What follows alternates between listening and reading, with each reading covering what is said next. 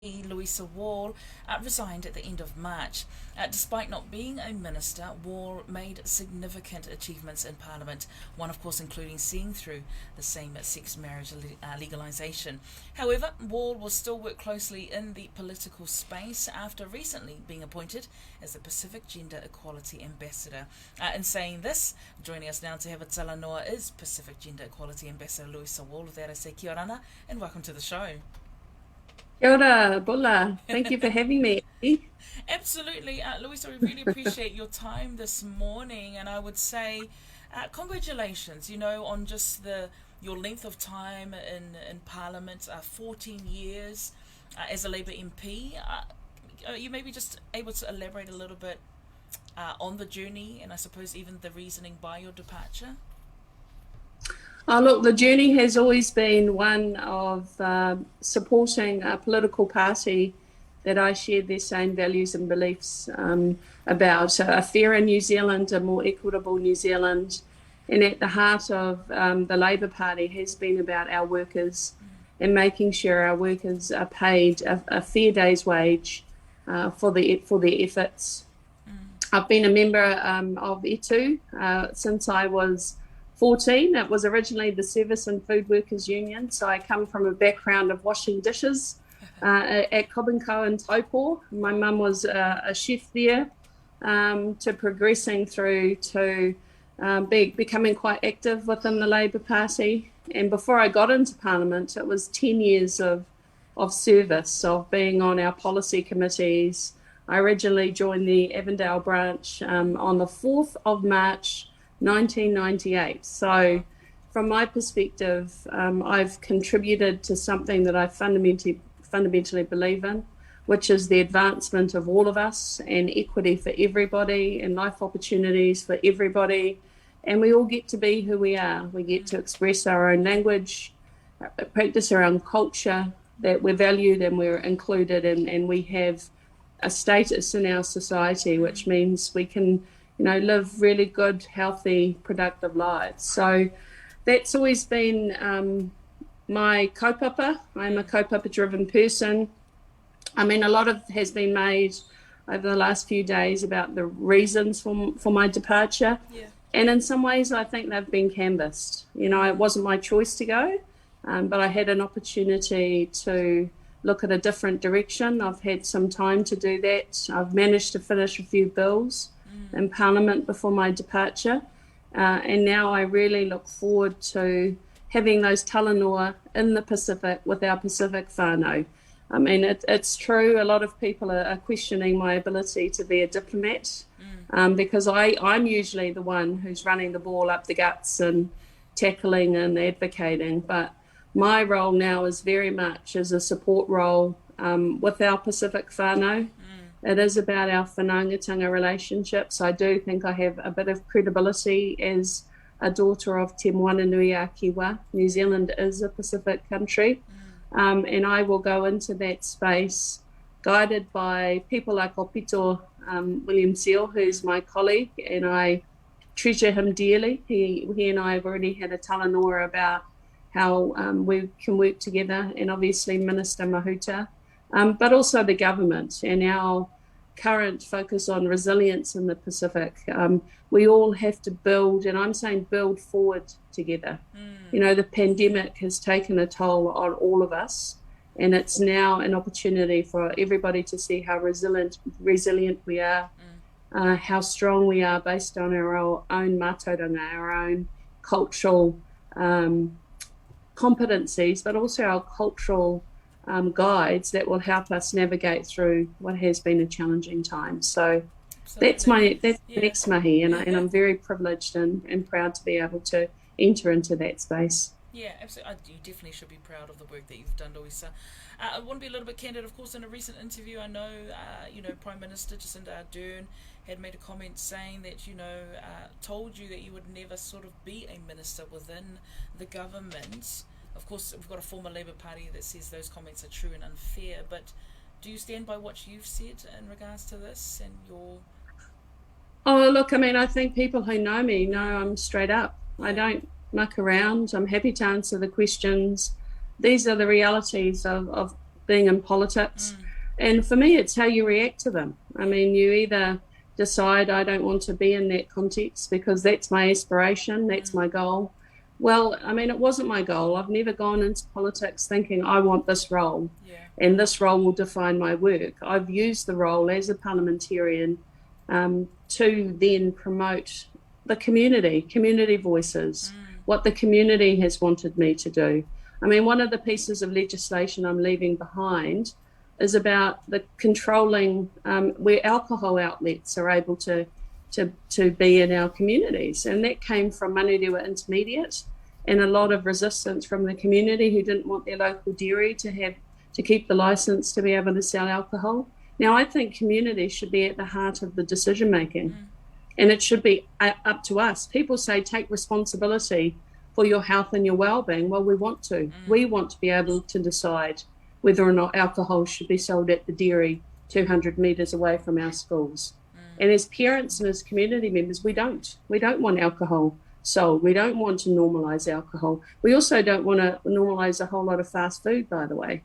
And I think the proliferation of fast food outlets is in South Auckland. I mean, you know, people talk about, I guess, our lifestyle choices. Well, it's very hard to have different ones when you grow up, and that's the type of food and alcohol sold in the dairy. I mean, that becomes an eventuality for many of us. So I'm all for empowering community and communities taking responsibility and control of the environments that we live in.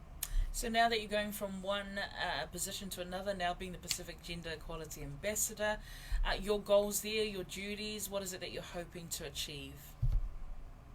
I think that as a region, we have got the most amazing women. I mean, my first, I guess, guide is the po that Samoa has.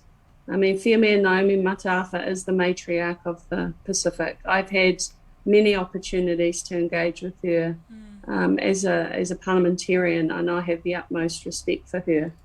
All of our Pacific countries have Whiameas, but she's managed to navigate herself through a political system where now she is the leader of the beautiful country of Samoa. I have a bit of a vested interest in Samoa. My brother had two beautiful children with a Samoan woman, and my niece currently lives in Samoa with her mum. But every country has that. But there are some countries in the Pacific where the voices of our women, the strength of our women, are not represented in Parliament. They're not represented at the decision-making tables. We are not asking women their opinions about what the priorities should be for our countries. You know, and I think my job is to help amplify the voices of women and provide platforms where they can show, you know, how valuable they are, the credibility in terms of service. And I also think about people like, you know, Dame Valerie Adams. She's another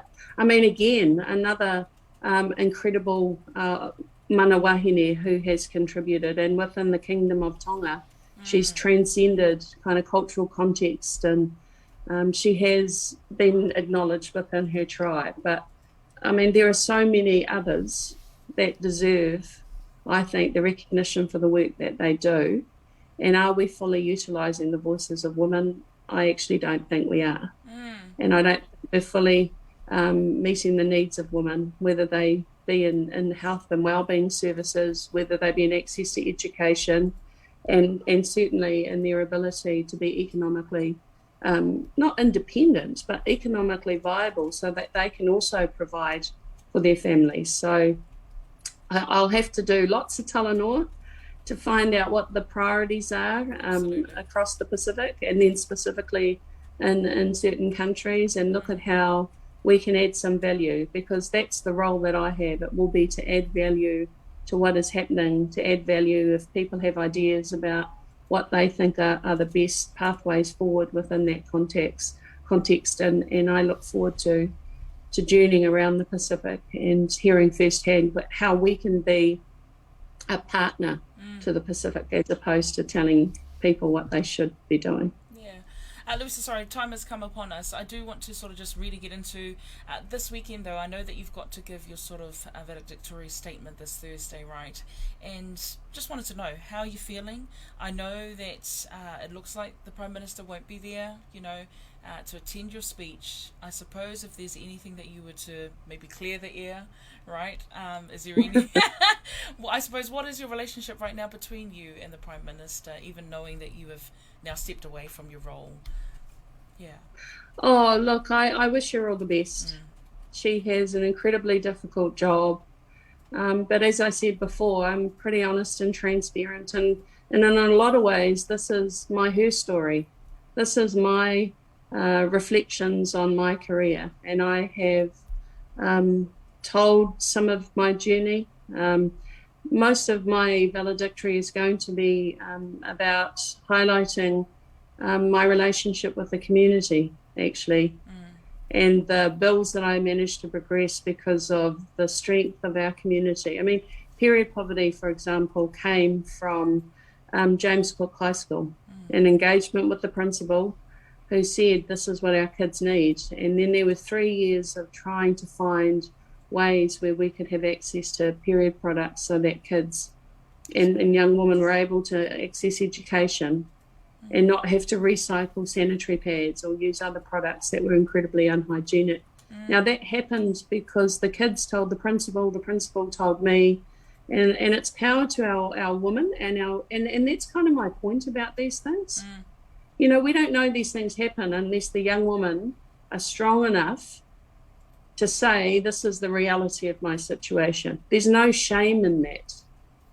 And I think that is my job, is to find those voices, to highlight what their needs are and to help find solutions. So, the Prime Minister's busy. I don't expect her to be there for me. And I look forward to concluding my political career with the New Zealand Labour Party, and then undertaking this role, and I will put everything into it. My heart, my soul, my aroha, my alofa, because that's actually who I am.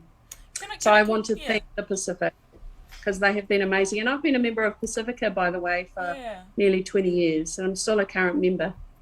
Beautiful, and that's absolutely what we love to see, is when we see people advocate on behalf of our communities.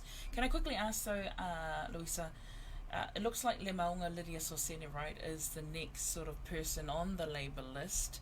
Is she most likely, do you think, to take your place, though, in Labour? And if so, have you been able to maybe have a bit of a talanoa with her and give any sort of advice to her?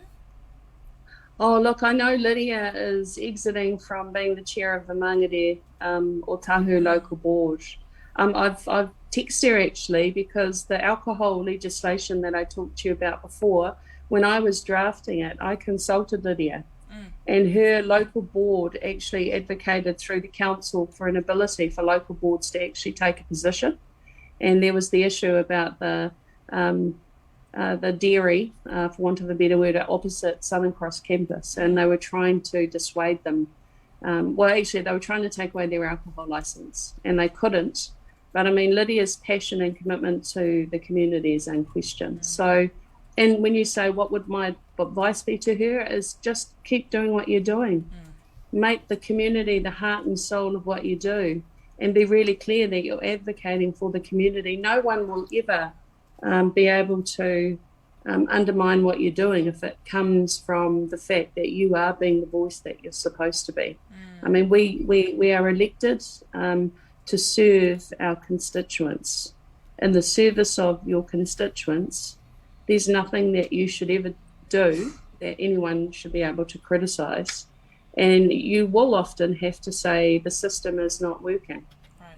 It's insufficient. And our job then is to make a system that is a lot more responsive to meeting our needs. So I say kia kaha, whamalusi to Lydia, and I wish her every success. And I obviously thank her for the service that she has done, because now it's broader. She's going to have to serve the people of Aotearoa, New Zealand, and I know she'll do it. Absolutely. With dignity and integrity.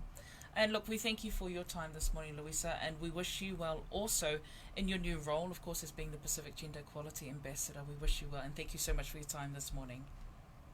Kia ora. Malo, kia pai tō rā. No worries.